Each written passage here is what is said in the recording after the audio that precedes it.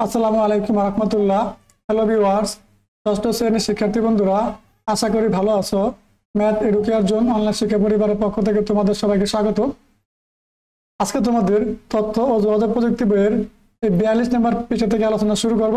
চলো আলোচনা শুরু করা যাক। পার্ট 3, সফটওয়্যার রক্ষণাবেক্ষণ। আমরা দেখেছি একটা কম্পিউটারের দুটি অংশ থাকে, হার্ডওয়্যার এবং সফটওয়্যার।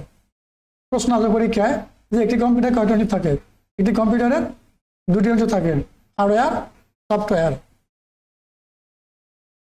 আগের পার্ট দুটিতে আমরা হার্ডওয়্যার রক্ষণাবেক্ষণের কথা বলেছি, কাজেই তোমরা প্রশ্ন করতে পারো তাহলে কি সফটওয়্যার রক্ষণাবেক্ষণের প্রয়োজন নেই? অবশ্যই আছে। যারা কম্পিউটার ব্যবহার করে তারা জানে যে কম্পিউটার হার্ডওয়্যারের যত্ন না নিলে যতটুকু যন্ত্র না সহ করতে হয় তার থেকে অনেক বেশি যন্ত্রণা সহ করতে হয় কম্পিউটারের সফটওয়্যার যত্ন না নেওয়া হলে। মানে কম্পিউটার হার্ডওয়্যারের পাশাপাশি সফটওয়্যারেরও যত্ন নিতে হবে। ঠিক আছে, তিনি বলছে যে হার্ডওয়্যার যত্ন ঠিক আছে, যদি কম্পিউটারের সফটওয়্যার যত্ন না নেন তাহলে তার থেকে আর বেশি কষ্ট সহ করতে হবে, সে কথাটা বলছে। এই যন্ত্রণাটুকুর কারণ হচ্ছে কম্পিউটারের ভাইরাস। কি ভাইরাস? কম্পিউটারের ভাইরাস আছে, এই কথাটা বলছে এখানে যে কম্পিউটারের ভাইরাস। কম্পিউটারের আবার এমন একটা ভাইরাস আছে যে ভাইরাস কম্পিউটার না দিলে কম্পিউটার চলে না। ঠিক আছে, আবার কিছু ভাইরাস আছে কম্পিউটারের ক্ষতিকর। তোমরা নিশ্চয়ই রোগ জীবাণু এবং ভাইরাসের কথা শুনেছ। এই রোগ জীবাণু এবং ভাইরাসের কারণে আমরা মাঝে মাঝে অসুস্থ হয়ে পড়ি। আমরা তখন ঠিক করে কাজ করতে পারি না। কম্পিউটার ভাইরাস ঠিক সেরকম এক ধরনের কম্পিউটার প্রোগ্রাম, যার কারণে একটা কম্পিউটার ঠিক করে কাজ করতে পারে না। শিক্ষার্থীরা একটা প্রশ্ন আসবে, কম্পিউটার ভাইরাস কি? এই যে আমি এখান থেকে মার্ক করে দিই তোমাদেরকে। কম্পিউটার ভাইরাস ঠিক সেরকম এক ধরনের কম্পিউটার প্রোগ্রাম। কি? কম্পিউটার ভাইরাস এক ধরনের কম্পিউটার প্রোগ্রাম। খেয়াল রাখবা, প্রশ্ন আসবে। সত্যিকারের রোগ জীবাণু বা ভাইরাস যেমন একজন মানুষ থেকে অন্য মানুষের কাছে গিয়ে তাকে আক্রান্ত করতে পারে, কম্পিউটার ভাইরাস ও একটি কম্পিউটার থেকে অন্য কম্পিউটারে ছড়িয়ে পড়তে পারে। কারণ মানুষের মধ্যে ভাইরাস একজন থেকে আরেকজনের ছড়ায়, তদ্রূপ কম্পিউটারও একটা কম্পিউটার থেকে আরেকটা কম্পিউটার ভাইরাসটা ছড়িয়ে পড়ে, সেটা বুঝেছে। সত্যিকারের ভাইরাস যেরকম মানুষের শরীরে এলে বংশবৃদ্ধি করে অসংখ্য ভাইরাসে পরিণত হয়, কম্পিউটার ভাইরাসও সেরকম। মানে একটা ভাইরাস মানুষের শরীরে গেলে আবার বংশবৃদ্ধি করে অসংখ্য ভাইরাস তৈরি করে। কম্পিউটার ভাইরাসটাও সেরকম, এরকম একটা থেকে অনেকগুলো ভাইরাস তৈরি হয় যা ক্ষতিকর। একটি কম্পিউটার ভাইরাস কোনোভাবে একটা কম্পিউটারে ঢুকতে পারলে অসংখ্য ভাইরাসে পরিণত হয়। চিন্তা করছো যে একটা ভাইরাস একটা কম্পিউটারে ঢুকতে পারলে সেখান থেকে অসংখ্য ভাইরাসে পরিণত হয়, মানে তৈরি হয় নতুন ভাইরাস। সত্যিকারের ভাইরাস মানুষের অজান্তে মানুষকে আক্রান্ত করে। মানুষ বুঝতেও পারে না যে তার শরীরে ভাইরাস ঢুকছে এবং অসংখ্য ভাইরাস সৃষ্টি হয়েছে। কম্পিউটার ভাইরাস সবার অজান্তে একটা কম্পিউটারে বাসা বাঁধে। কম্পিউটার ভাইরাসও কি মানুষের অজান্তেই কম্পিউটারে ঢুকে অজান্তে বাসা বাঁধে। সত্যিকারের ভাইরাস এবং কম্পিউটার ভাইরাসের মাঝে শুধু একটা পার্থক্য। খেয়াল করো, সত্যিকারের ভাইরাস এবং কম্পিউটারের ভাইরাসের মধ্যে একটা পার্থক্য আছে। পার্থক্যটা কি আমরা এখন বুঝে নেব। একটি প্রকৃতিতে আগে থেকে আছে, অন্যটি অসৎ মানুষেরা সবাইকে কষ্ট দেওয়ার জন্য তৈরি করেছে।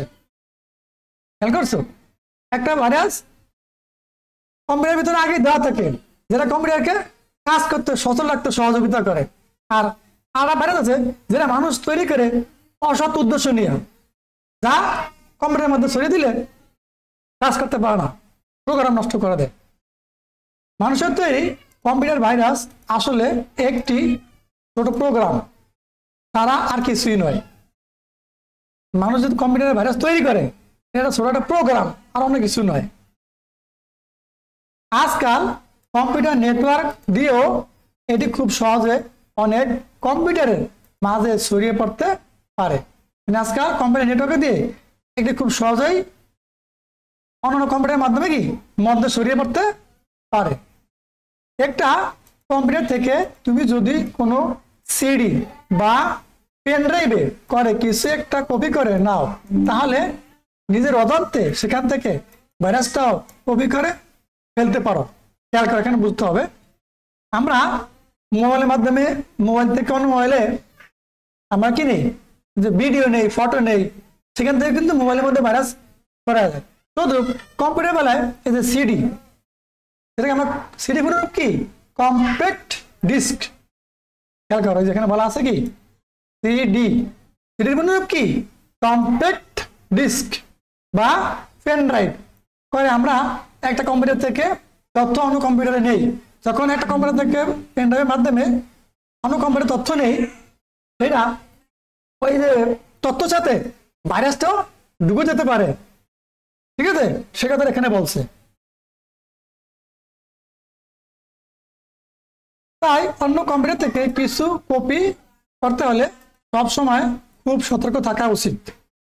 জন্য কি আমরা অন্য কম্পিউটার থেকে কোনো তথ্য নিতে হলে বা আনতে হলে আমাদেরকে খুব সতর্ক থাকতে হবে, সবসময় দেখে বুঝে আনতে হবে। কম্পিউটার ভাইরাস কিন্তু রোগ জীবাণু ভাইরাসের মতো নয়, সেটা আমাদের অসুস্থ করতে পারে না। এই ভাইরাস পাশাপাশি এক কম্পিউটার থেকে অন্য কম্পিউটারে যেতে পারে না। মানে কম্পিউটার ভাইরাস কিন্তু রোগ জীবাণু ভাইরাসের মতো নয়, সেটা আমাদের অসুস্থ করতে পারে না। এই ভাইরাস পাশাপাশি এক কম্পিউটার থেকে অন্য কম্পিউটারে যেতে পারে না। এটা যেতে পারে শুধুমাত্র তথ্য সত্য কপি করার সময় বা নেটওয়ার্ক দিয়ে। তথ্য ও যোগাযোগ প্রযুক্তি নিরাপদ ব্যবহার। কম্পিউটার ভাইরাস থেকে কম্পিউটারকে রক্ষা করার জন্য আজকাল নানা ধরনের অ্যান্টিভাইরাস প্রোগ্রাম পাওয়া যায়। এটা কিন্তু প্রশ্ন আছে, খেয়াল করো। এই যে কম্পিউটার ভাইরাস থেকে কম্পিউটারকে রক্ষা করার জন্য আজকাল নানা ধরনের অ্যান্টিভাইরাস প্রোগ্রাম পাওয়া যায়। ঠিক আছে, মানে যে কম্পিউটার ভাইরাস না লাগতে পারে, থাকলেও যাতে কম্পিউটারকে আক্রান্ত প্রোগ্রাম আক্রান্ত না করে, এই জন্য কি অ্যান্টিভাইরাস প্রোগ্রাম দেওয়া থাকে কম্পিউটারের ভিতরে। যে কোনো ভাইরাস ঢুকলেও কম্পিউটারকে ক্ষতি করতে পারে না, কম্পিউটার মানে সফটওয়্যারে কোনো ক্ষতি করতে পারে না। তবে কিছু দুষ্ট প্রকৃতির মানুষ নিয়মিতভাবে নতুন নতুন ভাইরাস তৈরি করে সেগুলো ছড়িয়ে দেয়।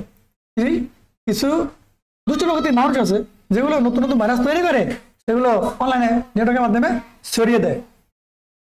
তাই যারা কম্পিউটার ভাইরাসের হাত থেকে বাঁচতে চায় তাদের নিয়মিত নতুন নতুন অ্যান্টিভাইরাস প্রোগ্রাম কিনতে হয়।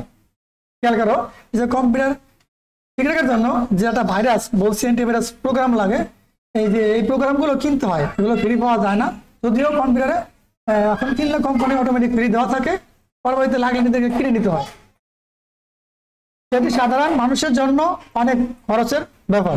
মানে জানি কি এর যে অ্যান্টিভাইরাস প্রোগ্রাম প্রয়োজন তা সাধারণ মানুষের জন্য কি অনেক খরচের ব্যাপার। তবে মুক্ত সফটওয়্যার বা ওপেন সোর্স সফটওয়্যারের জন্য ভাইরাস তৈরি করা হয় না। কোনটা? মুক্ত সফটওয়্যার, ওপেন সোর্স সফটওয়্যার জন্য কি ভাইরাস তৈরি করা হয় না। কাজেই কেউ যদি মুক্ত সফটওয়্যারের অপারেটিং সিস্টেম ব্যবহার করে তাহলে তারা এই যন্ত্রণা থেকে মুক্তি পেতে পারে। কি বলছে? কাজেই কেউ যদি যে মুক্ত সফটওয়্যার অপারেটিং সিস্টেমটা ব্যবহার করে তাহলে কি তারা এই যন্ত্র থেকে মুক্তি পেতে পারে। মানে যেগুলো ওপেন সোর্স সফটওয়্যার, ওই জায়গায় কি এই যে ক্ষতিকর প্রোগ্রাম বা ভাইরাস আছে, ভাইরাসটা কিন্তু এক ধরনের প্রোগ্রাম। এই ভাইরাস অপারেটিং সিস্টেমকে আক্রমণ করতে পারে না।